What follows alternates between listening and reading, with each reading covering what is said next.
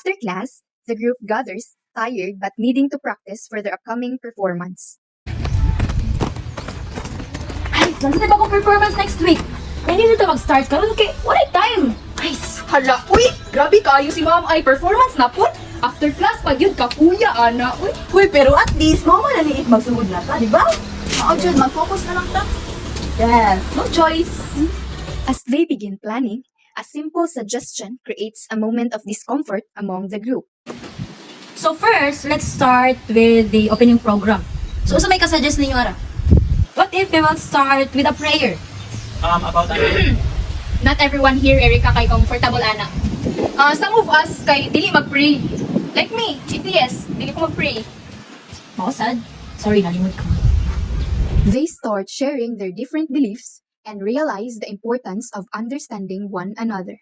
Miss, dili man na issue. Pero in school events, lahi-lahi man gyud og beliefs ang mga students. Basic na yung mga students nga maka-feel og kalain kay dili sila included sa atong activities. Ay, sorry Mar. Kaya na automatic mo din suggest. But that's why nangayo ko sa inyong opinion, di ba? Kasi naamoy mas maayo or much better nga, ika-suggest. Kaysa amo man mga Roman Catholic, we usually do formal prayer before we start sa usa ka event. Sa Buddhism man jud kay we prefer meditation or kanang quiet reflection kay para maka-unwind. Sa amo asad kay we respect spaces and beliefs but depende siya sa situation. Uy, amo galing kay kanang we give respect. Kana ang gratitude especially sa nature and life. Kanang quite respect lang yun. Okay guys, so nagitilain-lain nga beliefs no. And as a protestant, makasabot lagi ko sa inyo ang mga beliefs. So, yes, nagitin mga lain-lain. And we should respect each other, right? Then ang ato ang buhaton diri nga event, so i-consider din nato ang maayo sa kadaghanan. During a snack break, a small situation reminds them that respect must also be shown in actions. Sige. Guys, ay sa mo. Break sa tagamay din snacks ta. So, ay, pa. Gusto na yun ay. Hindi. Apat ko rin. Kinmar, man wala ka natuhag snack. Okay ra po, nara pa inala snacks sa isang bag.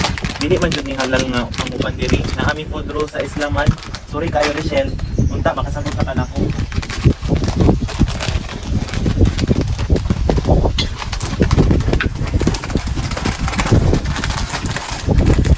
The group reflects and realizes they made assumptions without asking.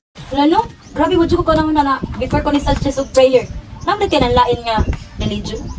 Muli kasagaran problema. Mag-decide or mag-assume na yung tao without even thinking. Hindi siya mag-feel sa uban. Dapat lagi mag-ask before ta mag-decide. Kay para fair. Okay ra gyud ko, wala ako nalain. Gusto lang jud nako nga madunggan sa tanan ang side nako as Muslim. So, as a group leader, so i-consider jud nato ang kanang concerns o maayo sa kadaghanan. Dapat tamo adjust. So kanang instead of prayer kay pwede naman kanang moment of silence na lang. Oh. And for snacks dapat kanang naatay laing option sa mga pagkaon like kanang pwede makaon sa tanan. Or bring your own snack na lang. Pareho sa gibuhat ni Jumar ganina. Para fair. Yes, ready. Ang importante, walay ma-left out. Mao. Gani, na po. Ito paraway gugot ba? They work together to find solutions that include and respect everyone. So, sorry guys ha. Lesson learned na dito na ako. Okay rin na Eric, ay, importante naka-learn kasi nung, wala. Salamat kayo sa inyong pagsabot nako. So this is what teamwork really means jud ay. So respect comes first before anything else. And communication, dili assumption. If we listen sa usa-usa, dira man ta magka-unite, di ba? Yes, sakto din. In the end, they grow closer by choosing respect and understanding despite their differences. In a world full of differences, unity is not about being the same. It is about choosing to understand, choosing to respect, and choosing to stand together.